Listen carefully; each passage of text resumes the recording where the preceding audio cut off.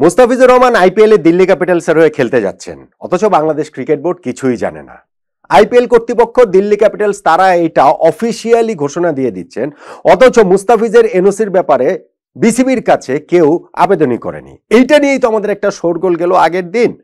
পরের আপডেটটা আসলে কি?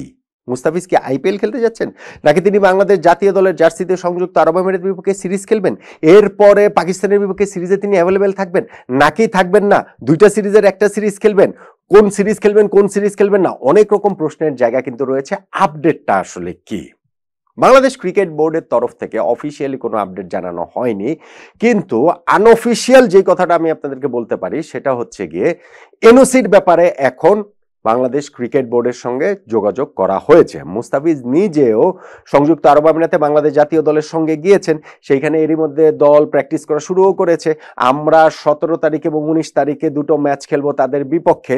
মুস্তাফিজ সেইখান থেকে গিয়ে ক্রিকেট বোর্ডের সঙ্গে আনঅফিসিয়াল একটা যোগাযোগ তো আসলে ছিলই, এটা আমি আগের ভিডিওতে বলেছি। এটা হতেই পারে না যে মুস্তাফিজ আইপিএলে চলে যাচ্ছেন, দিল্লি ক্যাপিটালস তাকে 6 কোটি রুপিতে নিচ্ছে 3টা ম্যাচের জন্য, যদি তারা প্লে অফে উঠতে না পারে 6 কোটি রুপি তিনি পাবেন না, সেটাও আমি আগের ভিডিওতে ব্যাখ্যা করছি, আমি এখানে রিপিট করলাম না।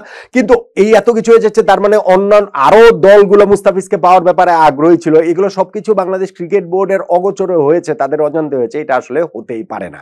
কিন্তু আনুষ্ঠানিকতার তো একটা ব্যাপার রয়েছে, সেই আনুষ্ঠানিকভাবেই ক্রিকেট বোর্ডের কাছে মুস্তাফিজের এনওসি এখন আইপিএল থেকে চাওয়া হয়েছে, সেই যোগাযোগটা করা হয়েছে। বাংলাদেশ ক্রিকেট বোর্ডের সেই জায়গাটাতে ডিসিশনটা কি, এটা একটা বড় প্রশ্নের জায়গা।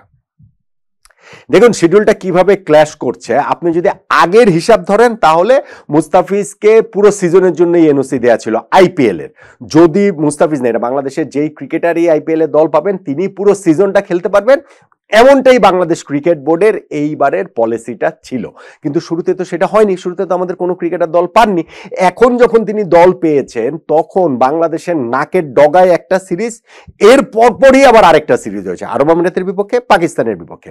আরব আমিরাতের বিপক্ষে আমাদের ম্যাচ দুটো হচ্ছে গিয়ে 17 তারিখ এবং 19 তারিখ, আর পাকিস্তানের বিপক্ষে সিরিজটা 25 তারিখ থেকে শুরু হওয়ার কথা ছিল, সেইটা এখন আরেকটু পিছিয়ে 27 তারিখ থেকে হবে। মুস্তাফিজ দিল্লি ক্যাপিটালসের হয়ে যদি খেলেন, সেই দিল্লি ক্যাপিটালসের লিগ পর্বে 3টা ম্যাচ বাকি রয়েছে, সেই ম্যাচ 3টা হচ্ছে 18 তারিখ, 21 তারিখ, 24 তারিখ। মুস্তাফিজ বাংলাদেশ জাতীয় দলের হয়ে সংযুক্ত আরব আমিরাতে যাওয়ার সময় তিনি তার সোশ্যাল মিডিয়াতে বিমানের ভেতরে যে ছবি দিয়েছেন, সেইখানকার ক্যাপশনে তিনি লিখেছেন যে heading to UAE to play against them, অর্থাৎ বাংলাদেশ জাতীয় দলের হয়ে খেলার জন্যই তিনি যাচ্ছেন। সেই জায়গাটাতে আমাদের যে দুইটা ম্যাচ 17 এবং 19 তারিখ, এই দুইটা ম্যাচ যদি মুস্তাফিজ খেলেন তাহলে দিল্লি ক্যাপিটালসের 18 তারিখের ম্যাচটাতে অন্ততপক্ষে তিনি থাকছেন না। এবং বাংলাদেশ ক্রিকেট বোর্ডের তরফ থেকেও এনওসি দেওয়ার ব্যাপারে এখন পর্যন্ত তাদের যে সিদ্ধান্ত সেটা হচ্ছে মুস্তাফিজকে সংযুক্ত আরব আমিরাতের বিপক্ষে এই ম্যাচ দুইটা খেলতে হবে, খেলেই যেতে হবে। এই দুইটা ম্যাচের আগে মুস্তাফিজকে এনওসি দেওয়া হবে না, এমনকি প্রথম ম্যাচ খেলার পরে যে মুস্তাফিজকে এনওসি দেওয়া হবে পরের ম্যাচটার জন্য, সেটাও বাংলাদেশ ক্রিকেট বোর্ড দেবে না। ক্রিকেট বোর্ড এই দুইটা ম্যাচের জন্যই মুস্তাফিজকে অ্যাভেলেবেল চায়, অর্থাৎ দিল্লি ক্যাপিটালসের হয়ে লিগ পর্বের 21 তারিখ এবং 24 তারিখ। 21 তারিখ মুম্বাইয়ের বিপক্ষে দিল্লির ম্যাচ, 24 তারিখ তাদের আরেকটা লাস্ট ম্যাচ বাকি রয়েছে পাঞ্জাবের বিপক্ষে, যেই ম্যাচটা আসলে বন্ধ হয়ে গিয়েছিল, ওই তারপর আইপিএল বন্ধ হয়ে গেল সপ্তাহখানেকের জন্য। ওই দুটা ম্যাচের জন্য মুস্তাফিজ অ্যাভেলেবেল থাকবেন। 18 তারিখ যে দিল্লির ম্যাচটা রয়েছে গুজরাটের বিপক্ষে, সেই ম্যাচে মুস্তাফিজকে দিল্লি ক্যাপিটাল পাচ্ছে না। বাংলাদেশ ক্রিকেট বোর্ড ওই ম্যাচের জন্য মুস্তাফিজকে এনওসিটা দিচ্ছেন না। মুস্তাফিজকে আরব আমিরাতের বিপক্ষে ম্যাচ দুইটা খেলতে হবে। এখন মুস্তাফিজ যদি ওই দুইটা ম্যাচ খেলেন, সেই ক্ষেত্রে তিনি তো ওই 6 কোটি রুপি দিয়ে যে তাকে নেওয়া হয়েছে, আমি ওটা আগে এক্সপ্লেইন করেছিলাম যে 6 কোটি রুপি তিনি পাবেন না। তার ওই 6 কোটি রুপিটা বেসিক্যালি পুরো সিজনের মূল্য হিসেবে ধরা হয়েছে। পুরো সিজন বলতে 14টা ম্যাচ এই লিগ পর্বের। 6 কোটি রুপি মানে বাংলাদেশি মুদ্রায় 8.5 কোটি টাকা। সেই 8.5 কোটিকে 14 দিয়ে ভাগ দিলে প্রতি ম্যাচের হচ্ছে গিয়ে এই ক্ষেত্রে অঙ্কটা দাঁড়ায় 60 লাখ টাকার মতো। অর্থাৎ মুস্তাফিজ যদি 3টা ম্যাচ খেলেন তাহলে 3, 6, 18, 1 কোটি 80 লাখ টাকা বাংলাদেশের মুদ্রায় ধরেন হচ্ছে গিয়ে রাফলি 1 কোটি 80 লাখ টাকার সঙ্গে ওই যে ম্যাচ ফি এগুলো সব মিলে 2 কোটি টাকা তিনি আসলে পাবেন। মুস্তাফিজ যদি এখন এই 21 এবং 24 দুইটা ম্যাচ খেলেন, সেই ক্ষেত্রে 1 কোটি 20 লাখ টাকা মুস্তাফিজ এই জায়গাটা থেকে এই ম্যাচ দুইটা খেলে তিনি পাবেন। প্রশ্নের যে সেকেন্ড পার্ট সেটা হচ্ছে গিয়ে দিল্লি ক্যাপিটাল যদি প্লে অফে উঠে যায় তাহলে কি হবে? দিল্লি ক্যাপিটালসের প্লে অফে তো তারা উঠতেই পারে, টপ 4টা দলের মধ্যে তো তারা থাকতেই পারে। সেই প্লে অফে উঠলে ওই সময় তো পাকিস্তানের বিপক্ষে আমাদের সিরিজ। আইপিএল এর যে প্লে অফ সেটা হচ্ছে গিয়ে 29 তারিখ, 30 তারিখ, 1 তারিখ এবং হচ্ছে গিয়ে 3 তারিখে ফাইনাল গিয়ে দাঁড়াবে। সো ওই এক্স্যাক্টলি ওই টাইমটা তো বাংলাদেশ জাতীয় দল পাকিস্তানের বিপক্ষে সিরিজ খেলবে। আরব আমিরাতের বিপক্ষে সিরিজে আমরা মুস্তাফিজকে ছাড়ছি না, পাকিস্তানের বিপক্ষে সিরিজ থেকে কি মুস্তাফিজকে ছেড়ে দেওয়া হবে? এইখানটাতে অন্যরকম একটা হিসাব নিকাশ রয়েছে। হিসাব নিকাশটা কি? পাকিস্তান ট্যুরটাতে বাংলাদেশ যাবে বলেই এখন পর্যন্ত খবর। অন্তত পক্ষে বাংলাদেশ সরকারের কাছ থেকে গ্রিন সিগন্যালটা পেয়ে গেছে বাংলাদেশ ক্রিকেট বোর্ড।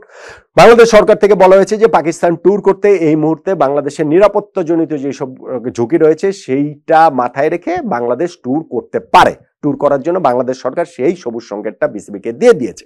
বিসিবির এখন ডিসিশন হচ্ছে গিয়ে যে তারা প্লেয়ারদের সঙ্গে কথা বলবেন, যারা যারা পাকিস্তান ট্যুরে যেতে আগ্রহী না তাদেরকে বিসিবি জোর করবে না, তাদেরকে ছাড়াই বিসিবি হচ্ছে গিয়ে এই ট্যুরটা করবে।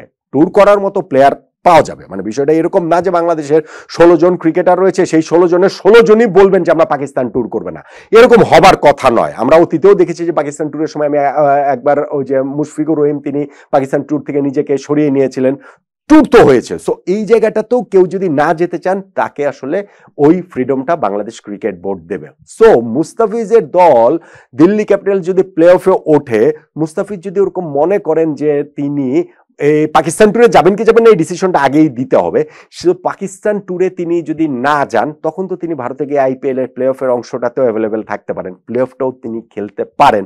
মুস্তাফিজ কি সেইটা করবেন কিনা?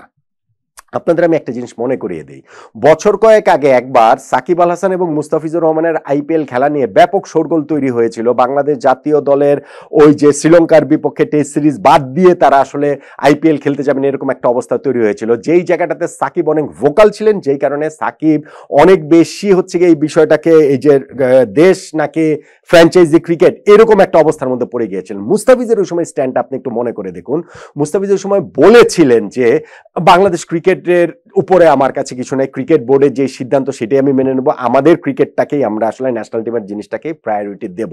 ওইটা যে মুস্তাফিজের একেবারে খুব ভিতর থেকে স্ট্যান্ড ছিল বিষয়টা সেটা না, স্ট্যান্ডটা অনেক বেশি টেকনিক্যাল স্ট্যান্ড ছিল।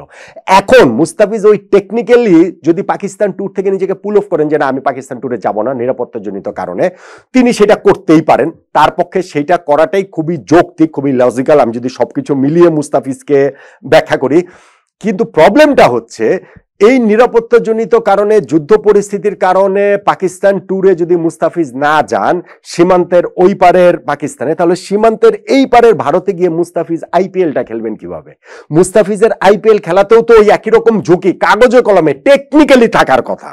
পাকিস্তান ভারত দুইটা দেশ যেহেতু যুদ্ধ করেছে, ফলে মুস্তাফিজের জন্য ওই সিদ্ধান্ত নেওয়াটাও কিন্তু আসলে খুব সহজ নয় যে দল প্লে অফে উঠলে আমি পাকিস্তান ট্যুরে যাব না এবং ওই সময় আমি আইপিএল খেলে বেড়াবো। কিন্তু আমার যতটা আন্ডারস্ট্যান্ডিং সেটা হচ্ছে মুস্তাফিজ যদি ওরকম সিদ্ধান্ত নেন তাহলে বাংলাদেশ ক্রিকেট বোর্ড এই জায়গাটাতে বাধা দেবে না, বাংলাদেশ ক্রিকেট বোর্ড ওই পাকিস্তান ট্যুরে যেতে কাউকে বাধ্য করবে না। ফলে প্রথমত মুস্তাফিজকে আইপিএল এর আগেই এই যে বাংলাদেশ আরব আমিরাতের বিপক্ষে 2টা ম্যাচ খেলবে, সেই 2টা ম্যাচে মুস্তাফিজ খেলছেন, মুস্তাফিজকে খেলতে হবে। তারপরে আইপিএল এর লিগ পর্যায়ে শেষ 2টা ম্যাচের জন্য মুস্তাফিজকে বাংলাদেশ ক্রিকেট বোর্ড ছেড়ে দিবে এবং ইন দ্য মিন টাইমই তো পাকিস্তান ট্যুরের ব্যাপারে সিদ্ধান্ত হবে। মুস্তাফিজ পাকিস্তান ট্যুর থেকে নিজেকে সরিয়ে নিয়ে, অন্ততপক্ষে আমার আন্ডারস্ট্যান্ডিং পাকিস্তান ট্যুর থেকে তিনি নিজেকে সরিয়ে নিয়ে আইপিএল এর প্লে অফের জন্য অ্যাভেলেবেল রাখবেন।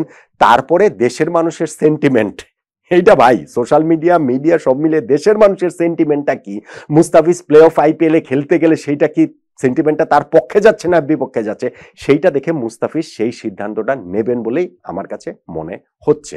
মুস্তাফিজ এই আইপিএল এর দিল্লির শেষ 2টা ম্যাচ লিগ পর্বের খেলার পরে বাকি সিদ্ধান্তটা পাকিস্তান ট্যুর থেকে তিনি নিজেকে সরিয়ে নেবেন আমার কাছে যেটা আমার আন্ডারস্ট্যান্ডিং, এবং পরবর্তীতে তিনি দেশের মানুষের এই পাবলিক সেন্টিমেন্ট দেখে আইপিএল এর প্লে অফটা খেলবেন কি খেলবেন না, বা দিল্লিও প্লে অফে ওঠে কি ওঠে না, সেটার জন্য আসলে অপেক্ষায় থাকবেন বলেই আমার কাছে মনে হচ্ছে।